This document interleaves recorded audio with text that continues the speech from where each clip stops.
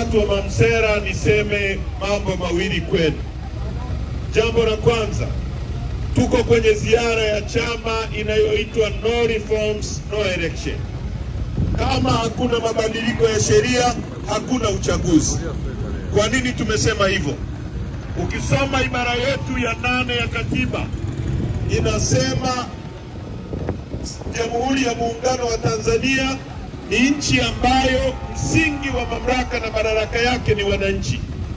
Halafu sehemu B inasema serikali itapata, lengo la serikali itakuwa ni ustawi wa wananchi. Sehemu C, serikali itawajibika kwa wananchi. Sasa serikali ipate mamlaka yake kutoka kwa wananchi. Wananchi ni nani? Ni nyie hapa. Lengo kuu la serikali ni ustawi wa watu. Tukisema ustawi maana yake nini? Maana yake ni kwamba muwe na uwezo wa kulala pazuri, kuishi pazuri, mtibiwe vizuri, usafiri vizuri, watoto wenu wasome vizuri. Kwa nini serikali imepewa lengo hilo na katiba? Ni kwa sababu rasilimali za nchi yetu zote, hii ni nchi ya kwanza ya kuwa na mlima mrefu kuliko yote Afrika, wa pili duniani huko hapa kwenu mlima Kilimanjaro.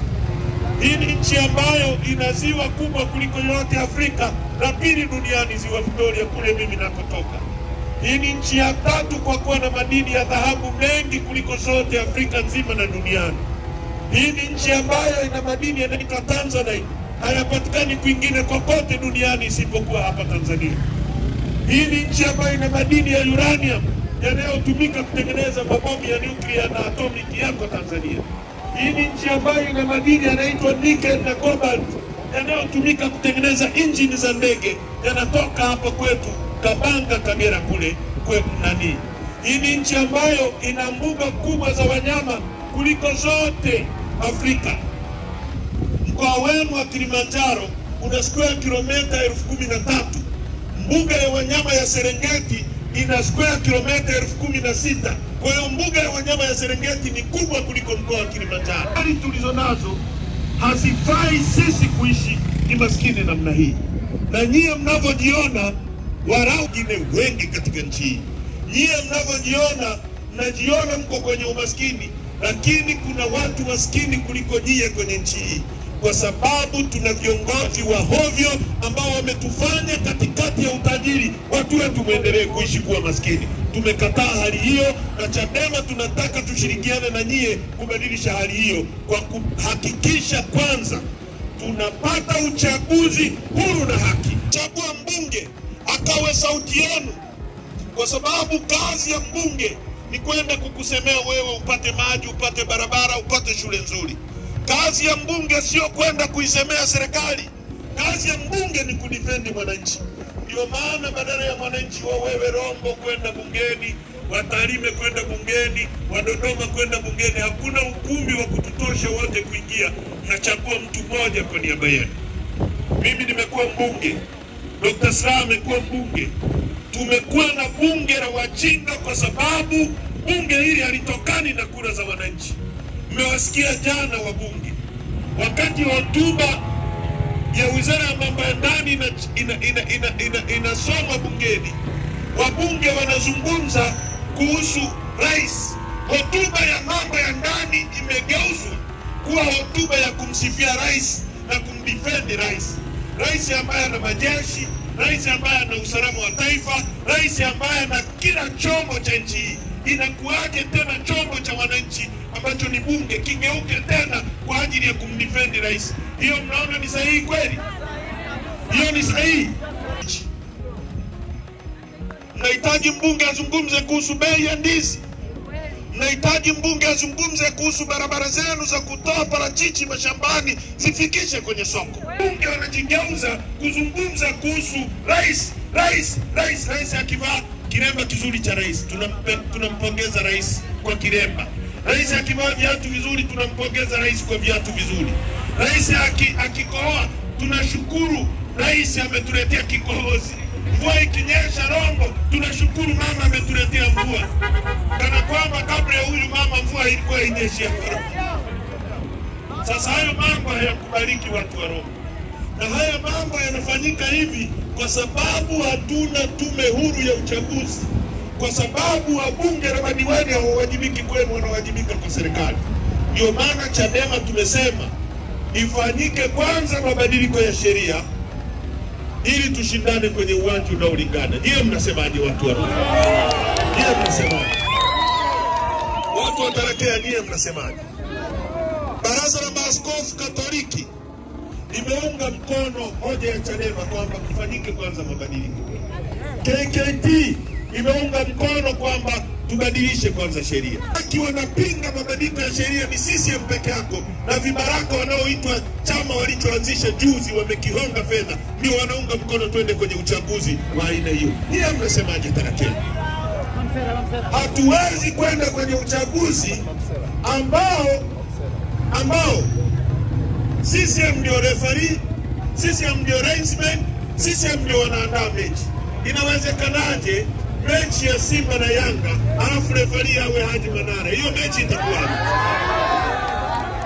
Watu wa Mamsera, hiyo mechi itakuwaje? Haiwezekani. Uongo kweli?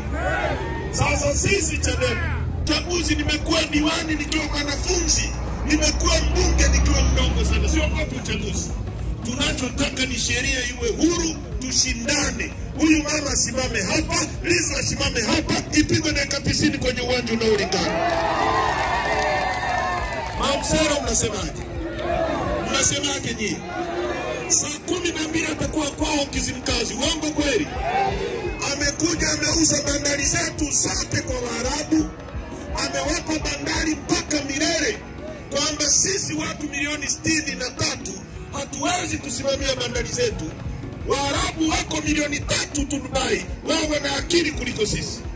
Misitu yetu yote inayotoa hewa ya oksijeni wameichukua, wameikabidhi kwa Waarabu wa Omani. Mtawalipisha nini je watu wa Mamsera? Mtawapa nini? Nchi inageuka kuwa ya Wachina na Waarabu. Kwa hiyo tumekuja kwenu ndugu zangu kuwaombeni kwamba ungeni mkono hoja ya Chadema ya no reforms, no election. Wakibadilisha sheria za uchaguzi, zikifanyiwa sheria za uchaguzi mabadiliko, sisi Chadema tutaingia kwenye uchaguzi asubuhi na kesho yake tutabadilisha nchi hii.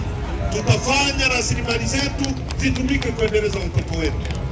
Inawezekanaje ndugu zangu? Inawezekanaje? Nyie mnalima tomato, mnalima nyanya. Uongo kweli? Sisi tunalima, tuna miti hapa. Inawezekanaje mzee wangu kwamba toothpick zinatoka China wakati miti iko hapa? Hao watoto wenu watapata wapi ajira?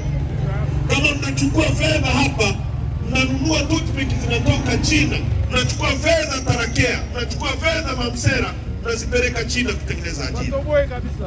Inakuwaje? Mwalimu Nyerere alijenga kiwanda cha General Tyres hapa Arusha. Uongo kweli? Kilikuwa kinatengeneza tairi za magari. Uongo kweli? Leo tuna bodaboda kila kitongoji.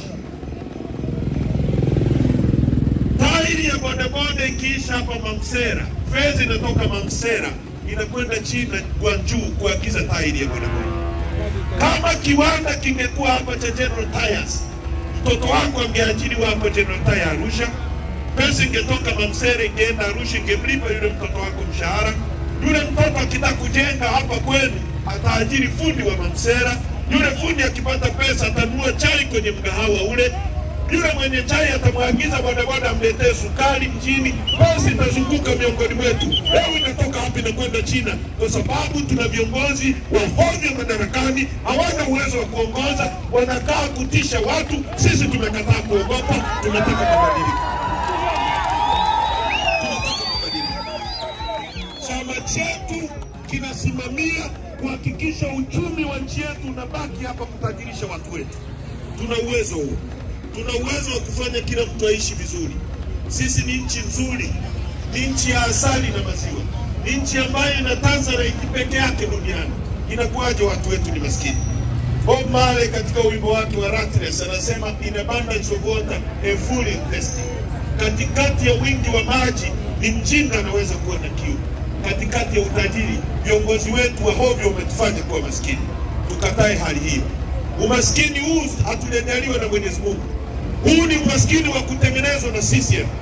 Mwenyezi Mungu angetaka tuwe maskini, asingetupa dhahabu, asingetupa ziwa Victoria, asingetupa Tanzania, asingetupa mbuga za wanyama, angetuweka jangwani Misri. Lakini alituleta hapa kwa sababu akatuweka kwenye nchi nzuri ambayo mvua inanyesha. Alitaka tuishi.